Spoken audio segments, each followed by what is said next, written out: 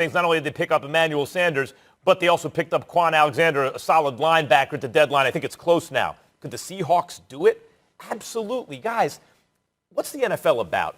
It's about the coach and the quarterback. Pete Carroll made defensive adjustments the second time they played the Cardinals, and you understand that. He is a great coach. The track record speaks for itself. And Russell Wilson, over the last half decade, over the last half dozen years, really, has been the best player in the NFL. If you take that entire period together, there's been no one more valuable than Russell Wilson.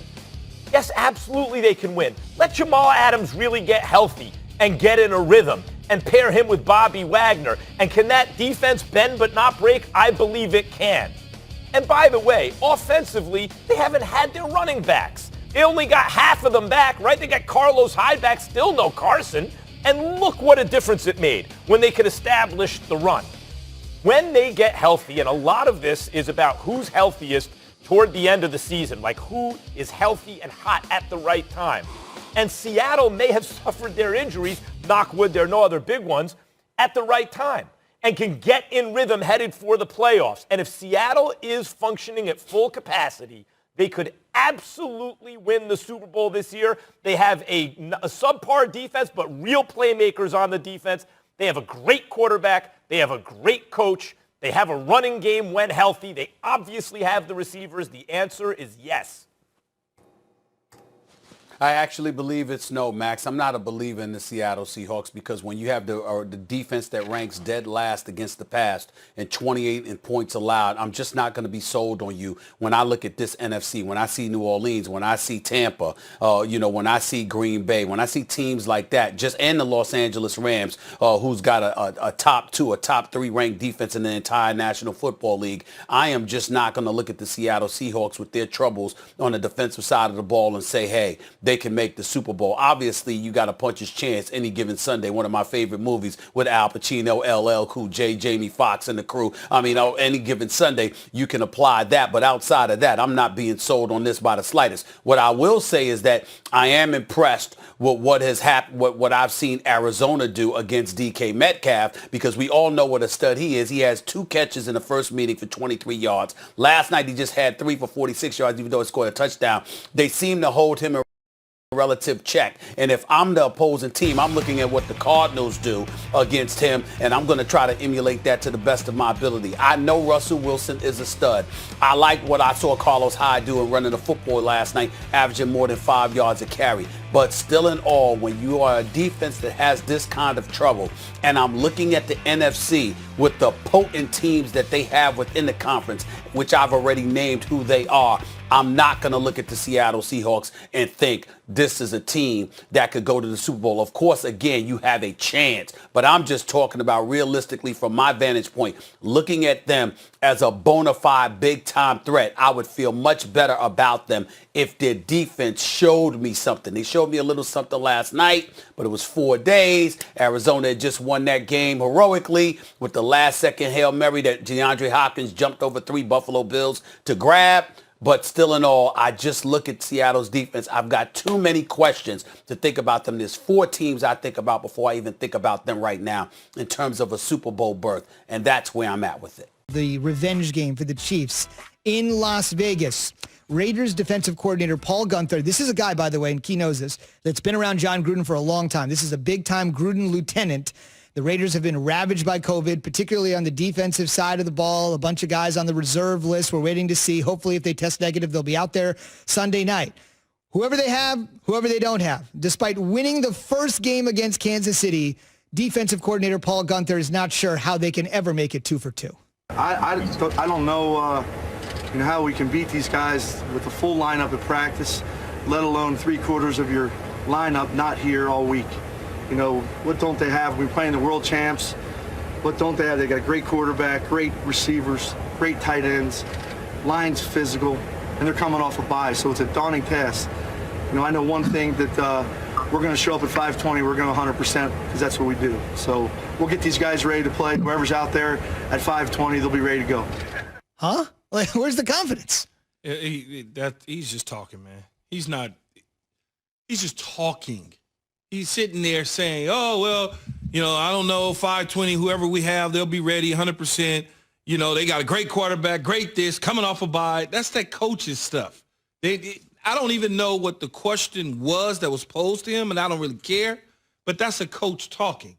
So if I'm the Kansas City Chiefs, I'm not even paying attention to that conversation, Jay, because all it is he's trying to set us up for failure. You think you want to dupe us? You think we that stupid where we just gonna listen to you and believe everything that you putting out there to the media? That's a Gruden tactic. That's a coach's tactic. I mean, that could be a play. I mean, that could easily, sometimes you say things put stuff out there to see how the other team can maybe take you for granted or not look at the matchup that seriously. I understand. I'm going to play devil's advocate here, though, just a little bit, because I feel like sometimes this happens, and I don't know if this actually happened in this particular media interview, because, Key, you and I both have had some gripes with journalists here and there, right? Yeah, Zubin. So I'm not saying this happens. I'm just trying to provide context and give a variety of reasons why he could say something sarcastic or something like that. Sometimes what happens is when people ask you questions or people come out with headline stories and they don't really give full context. So I feel like in the age today, if the Chiefs were to dominate the Raiders, people won't talk about the fact that the Raiders haven't had a full week of practice or that people are out due to COVID or that injuries are there to talk about that.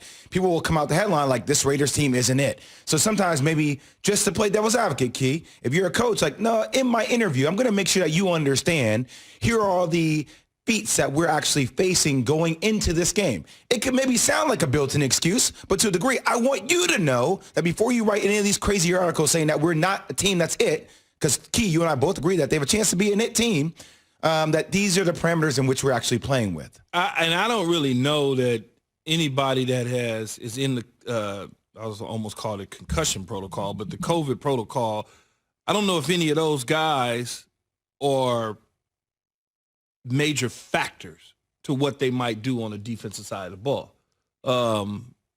So the way that I look at it in listening to Coach, I'm kind of like, he's just saying those things.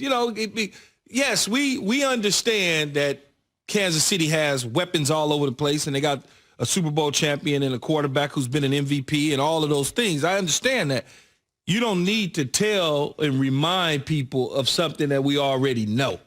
So to me, it's like the coach is just setting it up just to be able to, play games with Kansas City. Like, yeah, y'all think y'all really that good. We beat y'all the first time, even though y'all had everything that I just said. Y'all had great quarterback, great coaching, great receivers, great running game, great defense, and we still shellacked y'all and rode around the stadium in the bus.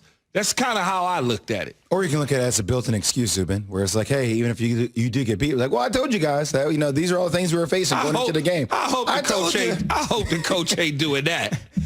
NFL insider Diana Rossini with much more on a huge NFL Sunday and Monday in 2 minutes. But Key mentioned the bus. If you didn't hear that story, back on October 11th, when they won that game and really opened the eyes of the league, Coach Gruden took a victory lap bus tour around Arrowhead Stadium. We really couldn't go around Arrowhead Stadium inside to find those Raider fans that travel to every game because it just aren't fans of games. So he said, all right, we're not going to have the victory lap inside the stadium. Let's do it outside of the stadium. But this is an important point as well. There's a lot of people that'll say, yeah, you know what? Raiders clipped him. Raiders got him. Mahomes was 8 for 14 when pressured, just 114 yards. He was just off his game. You get him twice. You get him twice. Then the perception of the Raiders really starts to change. But if the Chiefs go out there and run him out of the building, it's an aberration. Exactly. But it's up to the Raiders to change that, though, right? It's up to them to change that, take care of business again against Kansas City so they can be taken for real in the AFC, because I'm going to be one of those guys. This is a litmus test game. Yes, absolutely. I'm going to be one of those guys. You go out there and you get shellacked and they hang 40 on you, I'm going to have a problem with that, because this is a moment of an opportunity for you to take the next step. Now you can apply that pressure within the division. Right now they're ahead of you. But if you clip them, now all of a sudden you 2 games that you've gotten them. Now you tighten that on them, right? All of a sudden they feel a little bit different. They kind of looking over their shoulder a little bit. But if you let them get out of Vegas, McCarran Airport, back to Kansas City, then you deserve to get what you get. What's on the line for Gruden here? I think this is, in terms of his return back to the NFL, this is the biggest game on his return back to the NFL, because, again, You close the gap. Last year, they got out to a great start. Second half of the season, not so good. 6-4 start, 7-9 finish. And then all of a sudden, it's like, well, now you can prove to everybody that you did it your way. I built this team the way I wanted to. Although they were a good team under Jack Del Rio, he didn't necessarily have to blow it up the way that he did, but he wanted to get his guys in so that his guys could really, truly understand what he wanted and not have to fight and battle with guys that had the Jack Del Rio backing. Now he got his guys. They backed John Gruden, which is okay.